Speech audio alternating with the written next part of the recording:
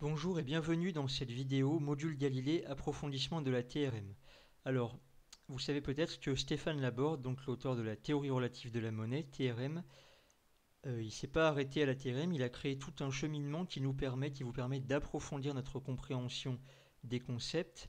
Et ça c'est très important parce que mieux vous comprendrez la TRM et ses concepts, mieux vous pourrez en parler autour de vous et plus vous contribuerez à approcher la date à partir de laquelle on pourra réellement vivre dans une économie libre basée sur une monnaie libre.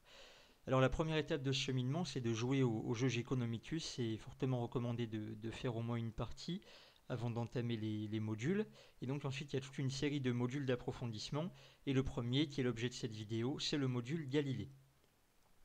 Alors vous pourrez trouver l'énoncé sur rml.créationmonétaire.info/module. Vous pouvez le faire chez vous tout seul dès à présent ou venir le faire lors d'une rencontre des monnaies libres où là vous pourrez être aidé, accompagné par des personnes qui ont déjà réalisé le module et qui pourront vous aider. Alors, première étape donc, changement de référentiel dans l'espace. On va réaliser un tableur donc d'une monnaie libre avec 3 individus sur 80 ans. Donc on va prendre 3 individus I1, I2, I3 et établir plusieurs référentiels. Donc en quantitatif, ça va être le nombre d'unités monétaires qu'ils ont sur leur compte. En relatif, ça va être le nombre d'unités monétaires qu'ils ont par rapport à la valeur du dividende. Donc ça va être le nombre de dividendes qu'ils ont sur leur compte.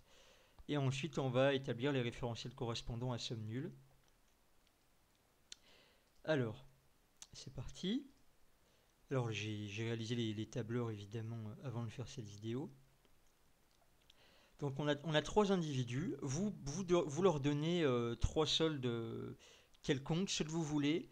Alors, de préférence, si vous voulez voir l'effet qu'on a sur un individu à la moyenne, faites en sorte que l'un des 3 individus, par exemple I2, soit à la moyenne entre les deux autres. Voilà, tout simplement. Donc vous prenez les valeurs que vous voulez pour I1 et I3, et vous faites en sorte que I2 soit à la moyenne, comme ça vous voyez ce qui se passe pour un individu qui est à la moyenne. Donc moi j'ai pris 3 individus qui ont 2000, 5000 et 8000 junes par exemple, puisque voilà, la première monnaie libre c'est des junes, donc on va dire que c'est des junes. Et ensuite je calcule donc la masse monétaire moyenne. Donc la masse monétaire totale, en fait c'est la somme divisée par 3. Le total c'est 15 000. Et donc le total divisé par 3 c'est 5000. Donc on voit que à T0 on a une masse monétaire moyenne de 5000. Et je calcule le dividende selon un taux de croissance C de 10% par an. Donc la première année j'ai un dividende de 500 junes. Et donc je calcule ça sur 80 ans. Alors on observe les graphes obtenus. Donc dans les 4 référentiels, donc dans chaque référentiel c'est bien à chaque fois les mêmes individus avec la même quantité de monnaie, le même scénario à chaque fois. Et donc selon la manière dont on observe les chiffres finalement, eh ben, on obtient des courbes tout à fait différentes. Alors en quantitatif, on voit pas grand chose, même on voit rien, puisque comme la masse monétaire croît de façon exponentielle vers l'infini, au bout de 80 ans, là on a une échelle où ils sont tous aux alentours de plusieurs millions d'unités. Donc les variations ne se voient plus en fait, on voit rien. Pourtant, I1, I2, I3 ont bien des soldes différents. C'est juste qu'à cette échelle-là, on ne voit pas la différence. En revanche, si on trace la courbe de leur solde en relatif, c'est-à-dire qu'à chaque fois on divise leur solde par la valeur courante du dividende au moment où on mesure le solde, et eh bien là on va voir des différences. Et on va voir le fameux phénomène d'attraction vers la moyenne. Et on voit qu'au bout d'une demi-vie, c'est-à-dire au bout de 40 ans, pour une étudiant de 80 ans, le solde arrive à la moyenne. C'est-à-dire que dans une monnaie libre telle que la June, si vous ne faites rien, si vous arrêtez vos échanges, quel que soit votre solde, que vous soyez riche, pauvre, la moyenne, qu'importe, si là maintenant vous arrêtez vos échanges et que vous attendez 40 ans, dans 40 ans, vous êtes à la moyenne. Plus ou moins, je crois, à 2% près, enfin, à 98% de la moyenne. Donc ça veut dire que vous pouvez épargner quand même. Ceux qui disent qu'on ne peut pas épargner dans une monnaie libre, ils disent des bêtises. Mais vous pouvez épargner sur une durée inférieure ou égale à une demi-vie. Vous ne pouvez pas épargner sur plusieurs générations. On voit que l'individu I3 qui est riche, là, qui est à 16 dividendes au lieu de 10 au départ, on voit qu'il reste quand même bien plus riche que les autres pendant plusieurs années. On voit que au bout de 10 ans, il est toujours bien plus riche que les autres. Enfin, voilà, vous pouvez épargner sur un certain temps quand même. Ensuite, ce qui est intéressant, c'est d'observer le quantitatif à somme nulle, puisque le relatif à somme nulle, finalement, c'est comme le relatif, c'est juste une translation de l'échelle sur les ordonnées. En revanche, sur le quantitatif à somme nulle, on a une observation intéressante. À chaque fois, la seule chose qu'on fait, c'est qu'on prend le solde courant et on lui soustrait la moyenne. Hein, je vais vous montrer sur les valeurs ici. C'est assez simple. À chaque fois, voilà, on prend le solde courant et on lui soustrait la moyenne. C'est toujours ça et c'est la même formule partout. Hein. Vous pouvez vérifier dans le tableur qui est en lien dans la description. Et on voit que bizarrement, l'individu I1, il est toujours à 3000 unités en dessous de la moyenne, et I3 est toujours à 3000 unités. Et donc, le référentiel quantitatif à somme nulle, on voit qu'il efface les variations dues à la création monétaire, et qu'il montre juste les variations dues au bilan des échanges, au bilan des transactions. On voit que finalement, cette situation avec nos trois individus, elle équivaut à une situation où I2 aurait eu un bilan des échanges équilibré, donc nul. I1 aurait un bilan à moins 3000, c'est-à-dire qu'il aurait dépensé 3000 unités de plus qu'il n'aurait reçu, et I3 aurait reçu 3000 unités de plus qu'il n'aurait dépensé, au total, en bilan total. L'autre aspect intéressant de ce référentiel quantitatif à somme nulle, c'est qu'il montre que dire qu'on co-crée un dividende universel de par exemple 10 junes par jour, actuellement pour la première monnaie libre c'est 10 junes par jour, ça équivaut à dire qu'on ne crée pas de monnaie, mais qu'on augmente votre droit de découvert de 1 dividende par jour. Donc par exemple de 10 junes par jour pour la june. Ici donc, I1 a un droit de découvert d'au moins 3000 à l'instant T0, et son droit de découvert augmente d'un dividende par jour. Donc son droit de découvert va devenir de plus en plus élevé, finalement, au fil du temps. On le voit, on le verra quand on va simuler des échanges, on va voir que certains individus vont descendre en dessous de moins 3000. Alors ensuite, prochaine étape demandée par le module Galilée, on nous demande de simuler une taxe. Une taxe cette fois-ci à C%, c'est-à-dire on va taxer tous les individus à un taux de C% et on va redistribuer le total de cette taxe à part égale à tous les individus. Donc on va simuler en fait un revenu de base financé par une taxe. Donc c'est parti. Donc on prend nos trois individus, on leur donne à l'instant T0 le même solde. Alors on va l'exprimer en le même solde que ce qu'ils avaient en relatif pour la version en dividende universel. C'est-à-dire qu'ils avaient, si on vérifie, ils avaient 4, 10 et 16 dividendes. Donc en taxe, on va dire qu'ils ont 4, 10 et 16 unités monétaires. C'est plus des dividendes, c'est des unités monétaires. Et on calcule une taxe, on applique la formule, voilà, C fois le solde plus 1 sur 1 plus C. On l'applique pour chaque individu, on fait la somme, la taxe totale, et on redistribue le tiers de cette taxe totale à chaque individu.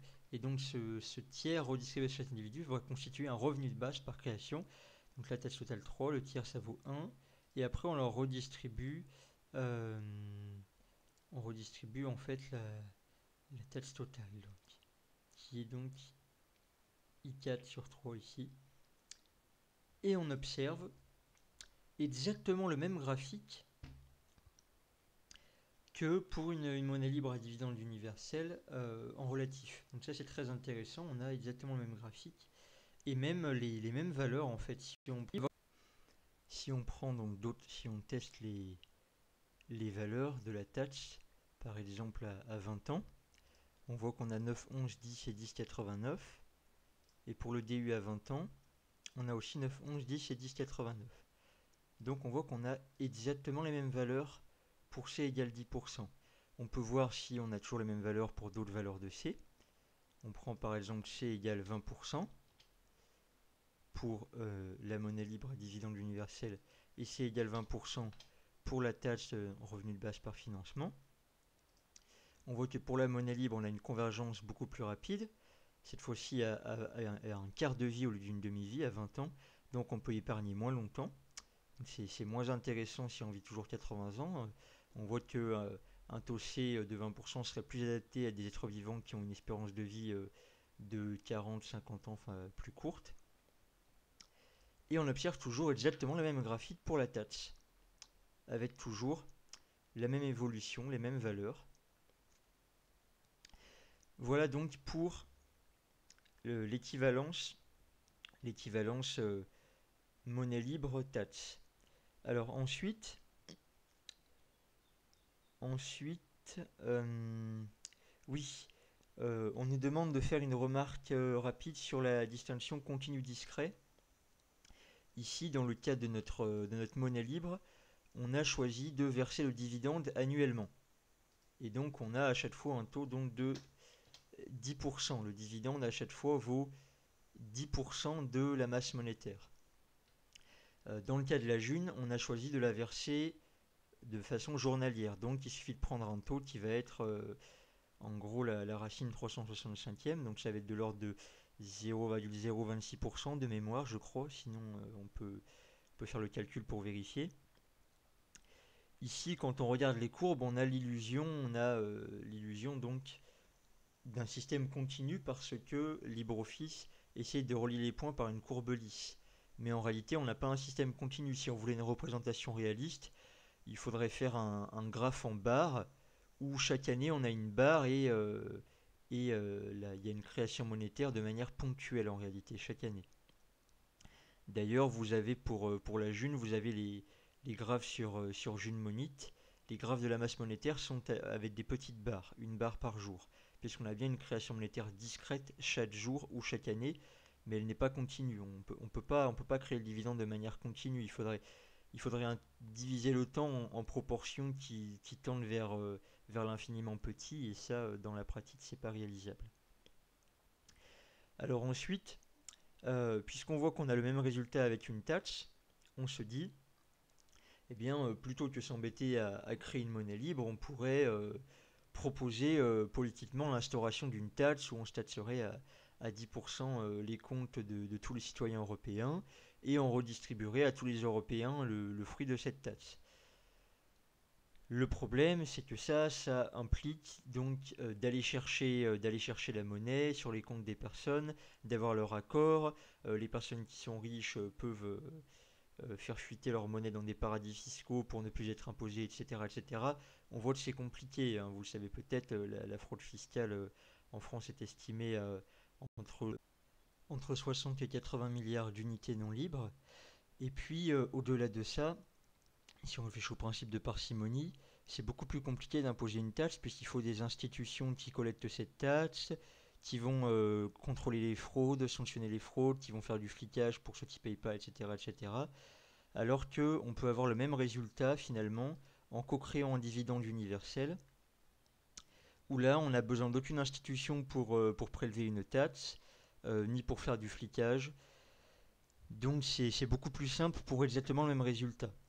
Donc, même si les deux sont équivalents, il est beaucoup plus simple d'établir une monnaie libre à dividende universelle que de mettre en place un revenu de base par financement, en réalité. Alors maintenant, nous allons simuler des mouvements, c'est-à-dire nous allons reprendre notre monnaie libre à dividende universelle, mais nous allons simuler deux mouvements, donc une transaction de 20 000 unités, par exemple 20 000 junes de I3 vers I1 à 20 ans, et une deuxième transaction de 200 000 junes de I3 vers I1 à 60 ans. Et on observe ce qui se passe sur les graphes. On voit cette fois-ci que même en quantitatif, on voit une petite variation, puisque 200 000 unités c'est quand même beaucoup, relativement C'est surtout que c'est pas tant que c'est beaucoup, c'est qu'on est proche des 80 ans. C'est-à-dire que là, pour le graphe en haut à gauche, l'échelle est basée sur la valeur en quantitative à 80 ans. Et donc, comme la transaction était il y a seulement 20 ans et qu'elle est relativement importante, même 20 ans après, on arrive à voir encore la différence. Mais on voit qu'elle se fond quand même, hein. On la voit pas. Par contre, pour la transaction qui s'est faite il y a 60 ans, à 20, on la voit plus du tout. Pourtant, c'était 20 000 unités, c'était pas rien, mais on la voit plus, puisque 20 000 unités, c'est rien relativement aux millions d'unités en circulation, en moyenne possédées au bout de 80 ans. Sur le relatif avec échange, cette fois-ci, c'est l'inverse. On a l'impression que l'échange à 20 000 unités est beaucoup plus important. C'est parce que, en nombre de dividendes, cet échange représentait plus de dividendes. On voit ici qu'on a donc I1 qui passe de environ 9 dividendes à environ 15 dividendes. Donc on peut dire que cet échange représente environ 6 dividendes de valeur, cet échange de 20 000 unités, alors que le deuxième échange représente peut-être un dividende et demi seulement, alors qu'on a 10 fois plus d'unités. On est passé à 200 000 unités. Ici, c'est parce que entre t égale 20 et t égale 60, en 40 ans, on a la valeur du dividende qui a augmenté fortement. Donc ça, c'est la première observation. Et deuxième observation, on voit que quels que soient les échanges, le phénomène d'attraction vers la moyenne se poursuit. On voit ici que I1 qui était attiré vers la moyenne, donc l'attraction vers la moyenne lui était bénéfique, parce qu'il était en dessous de celle-ci. D'un coup, à 20 ans, il devient beaucoup plus riche que les autres. Le phénomène d'attraction vers la moyenne lui devient, cette fois-ci, non pas bénéfique, mais l'inverse, c'est-à-dire lui fait diminuer son solde en relatif. Donc on voit que quels que soient vos échanges, l'attraction vers la moyenne se fait toujours. Si vous êtes au-dessus de la moyenne, votre solde diminue. Si vous êtes en dessous de la moyenne, votre solde augmente. En nombre de dividendes, hein, puisque on voit que votre solde en quantitatif, votre solde en June, lui, va toujours augmenter, mais votre solde en dividende de June, lui, peut décroître si vous êtes au-dessus de la moyenne. Voilà. Ensuite, le quantitatif à somme nulle, on voit que c'est bien un référentiel qui exprime le bilan total des échanges, puisque on était au départ à zéro, il n'y avait pas d'échange entre nos individus, et là soudainement, I1 donc a reçu 20 000 unités, puis 200 000 unités, donc on monte à 220 000, et I3 inversement a dépensé 20 000, puis 220 000, et on voit bien qu'à 60 ans, ils sont à 220 000. Et ça montre aussi donc que le droit de découverte de I3 est supérieur à 220 000 ici. On peut même dire que le droit de découvert il est égal à la création de dividendes en quantitatif. Si on ignore les échanges, on voit I2 par exemple ne fait pas d'échange.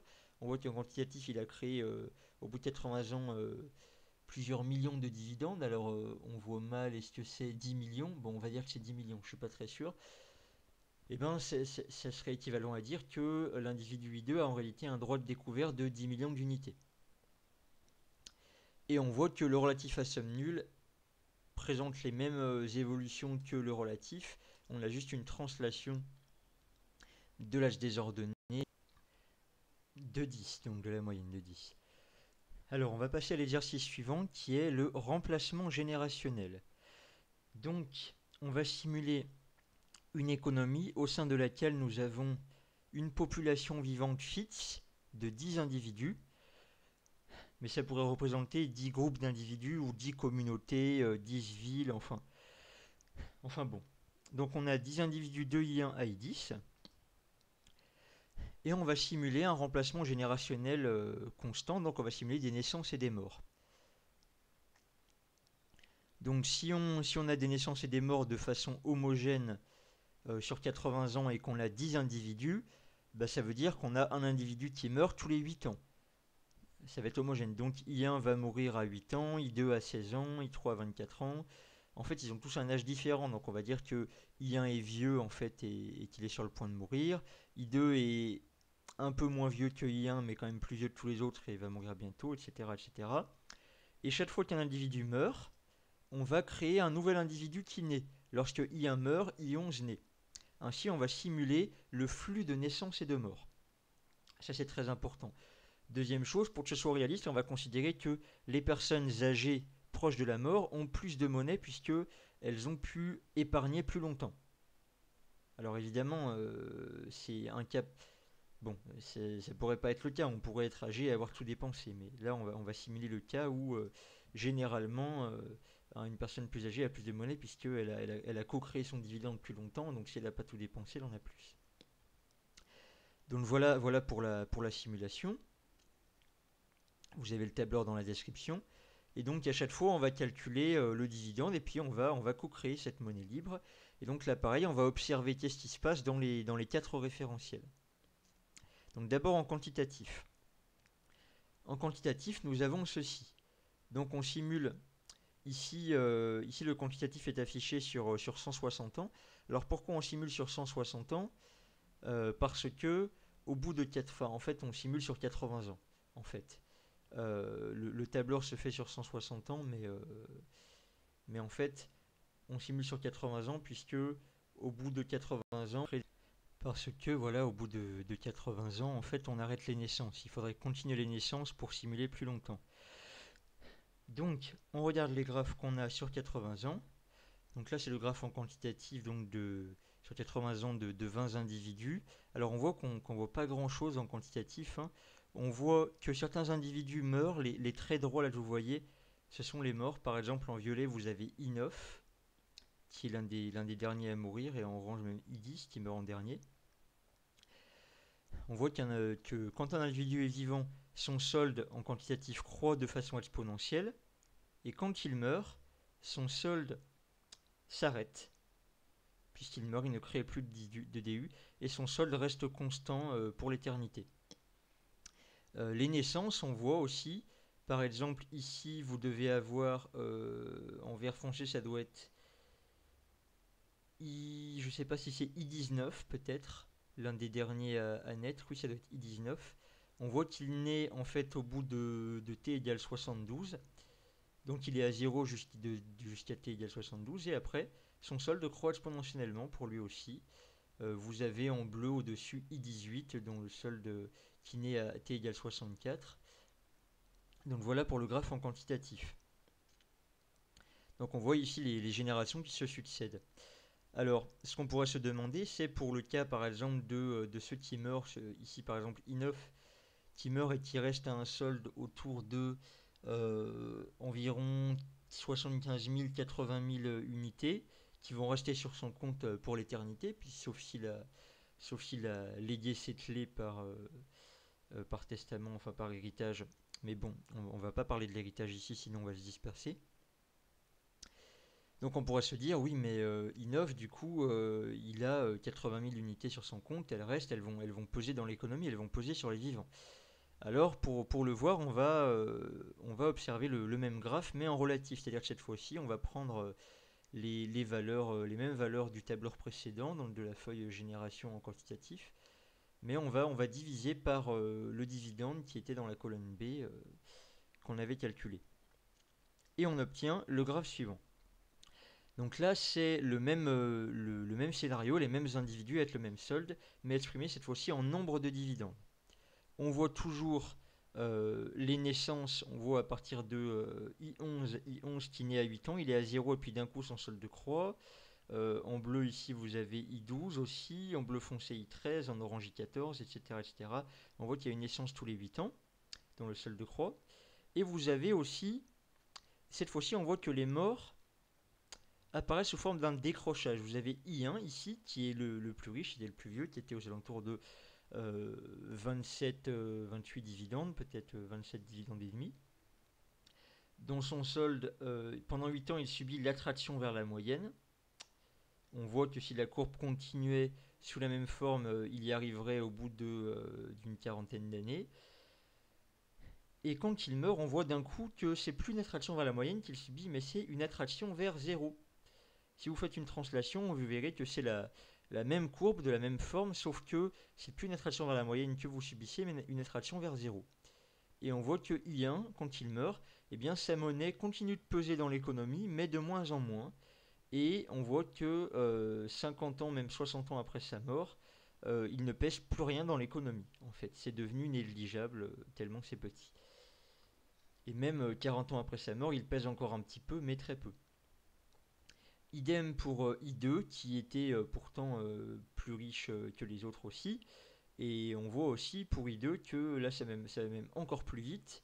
On voit que déjà 30 ans après sa mort, sa monnaie ne pèse plus grand-chose sur les vivants. Et 40 ans après sa mort, elle pèse même plus rien. Et donc là, on a la démonstration directement, enfin l'observation, du fait que l'héritage a un impact beaucoup plus faible sur les générations futures que dans une monnaie non libre. Euh, et donc on aura, sur plusieurs générations, je pense qu'on aura un phénomène de classe sociale moins important, puisque si vous aurez beau être riche, faire des bonnes affaires et travailler dur, vous ne pourrez pas léguer cet héritage monétaire à vos enfants, puisque votre solde monétaire va décroître, donc l'héritage monétaire que vous léguerez à vos enfants va finira par ne plus rien peser dans l'économie en fait. En revanche, peut-être qu'on pourra quand même avoir des classes sociales à cause de l'héritage du patrimoine non monétaire. Mais ça, c'est une autre question qui n'est pas l'objet du module Galilée.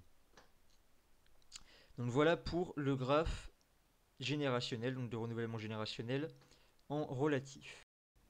Alors passons à la dernière partie de ce module Galilée. Nous allons exprimer les prix de différentes valeurs en fonction d'autres valeurs. Donc on va prendre 7 valeurs économiques différentes, le métal argent, le métal or, l'euro, la masse monétaire totale d'euros, le RSA qui était avant le RMI, le mètre carré en Île-de-France et un timbre postal. Et on va exprimer les prix de chacune de ces valeurs relativement aux autres. Et là on va prendre conscience en faisant cet exercice d'un point fondamental, c'est que une valeur ne peut être estimée que dans le référentiel d'une autre valeur qui servira de référence pour l'exprimer. C'est-à-dire qu'il n'y a pas de valeur absolue, il n'y a que des valeurs relatives. C'est comme un mouvement dans l'espace, vous pouvez décrire un mouvement que dans un référentiel qui souvent est le sol. Voilà, vous dites que vous marchez en avant, c'est par rapport au sol, mais si on prend un autre référentiel qui est par exemple le soleil, en fait vous tournez, puisque la Terre tourne, enfin bref. Donc là par exemple, on va prendre le référentiel inverse du référentiel habituel. Dans votre référentiel habituel, vous estimez d'autres référentiels, c'est-à-dire qu'on va mesurer le prix de l'euro dans différentes valeurs. Du point de vue du métal argent, par exemple, l'euro a baissé. Et oui, puisqu'avant il fallait 6 grammes d'argent pour acheter un euro, et aujourd'hui il faut un peu moins de 3 grammes d'argent pour acheter un euro. Donc l'euro a baissé. Pareil du point de vue de l'immobilier en Île-de-France. Avant il fallait 5 cm² pour acheter un euro, enfin même entre 5 et 6, et maintenant il faut moins de 2 cm² pour acheter un euro. C'est la courbe verte. D'ailleurs, on voit que dans tous les référentiels, l'euro baisse, mais pas à la même vitesse. On voit que dans le référentiel du timbre, qui est la courbe marron ici, l'euro a baissé beaucoup plus faiblement. Idem dans le référentiel du RSA. Du point de vue du RSA, l'euro a baissé. Pas beaucoup. Mais si on regarde par exemple l'évolution du mètre carré en Île-de-France dans plusieurs référentiels, on voit qu'il n'augmente pas forcément dans tous les référentiels. Dans le référentiel euro, que vous voyez en bleu foncé, effectivement, le mètre carré en Île-de-France a fortement augmenté. Passant de... Donc là, c'est le prix du mètre carré, effectivement, en dizaines d'euros. Donc il est passé de environ 1700 euros jusqu'à aujourd'hui à peu près 5300 euros le mètre carré en France. Donc on voit que du point de vue de l'euro, il a augmenté.